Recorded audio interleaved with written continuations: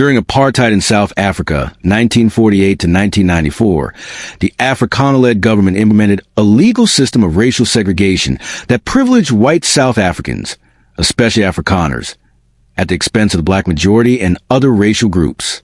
However, after the end of apartheid, some Afrikaners and other white South Africans began to view post-apartheid race-based laws and policies as unfair or discriminatory toward them.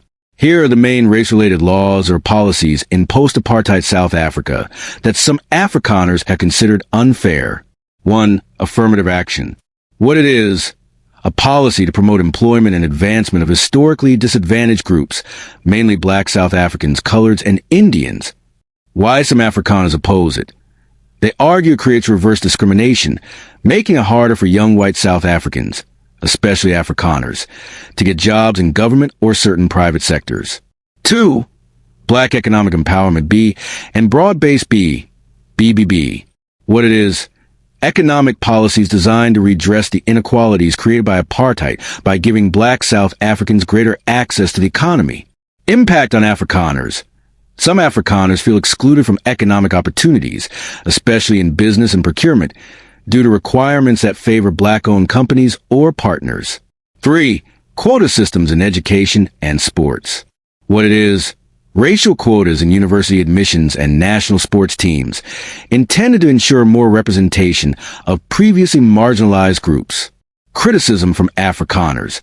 They argue it undermines meritocracy and that white students or athletes are overlooked despite qualifications.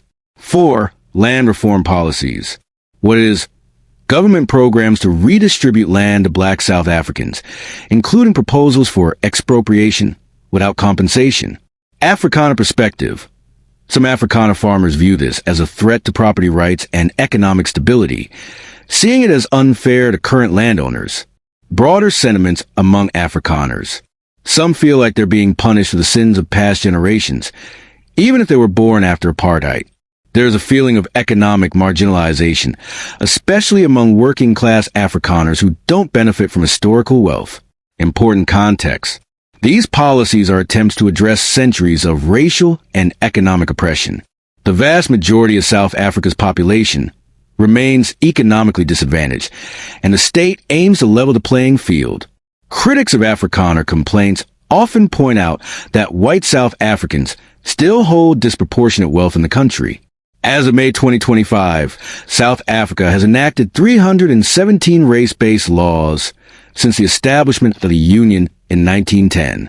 Of these, 117 laws were passed after 1994, when the African National Congress, ANC, assumed power, and 142 remain operative today.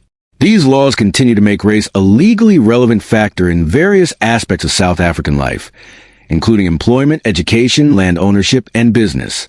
Critics, such as the Institute of Race Relations, IRR, and AfriForum, argue that these laws perpetuate racial classification and discrimination, despite the constitutional commitment to non-racialism.